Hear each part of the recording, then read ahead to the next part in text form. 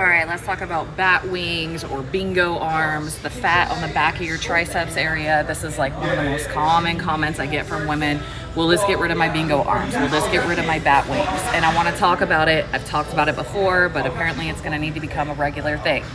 The first thing that you need to know is that if you are female, you are going to store more body fat on the back of your arms because estrogen, the main female sex hormone, drives fat storage on the back of your triceps and also on your hips and butt area. So here's leading into the next thing.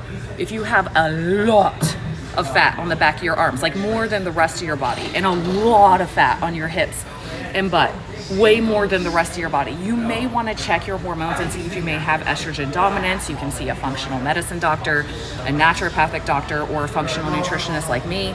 I would recommend also getting your gut tested and your minerals tested, okay? So if it's like abnormally high, that is a check that I would do.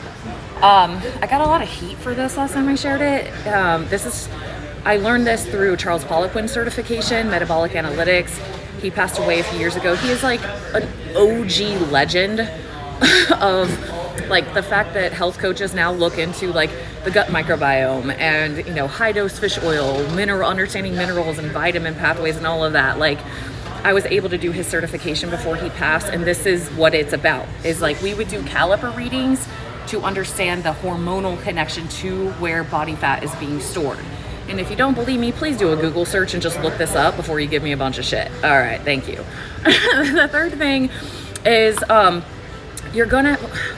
well, let me preface by saying, if you really want to reduce fat in that area as a woman, you're gonna have to lose overall body fat, okay? That's the whole holistic approach.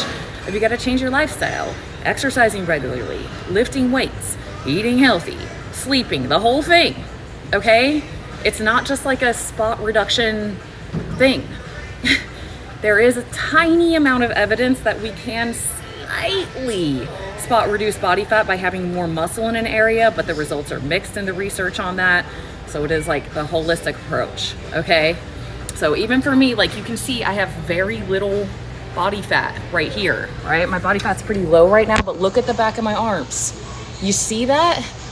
That's how it is for women, okay?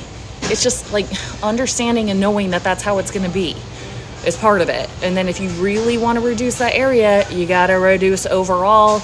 And then last is like, yeah, check for a hormone imbalance. Men, androgens promote fat storage in the abdomen. So sometimes women who have higher testosterone, like they have PCOS or something like that, will have more fat storage on their belly.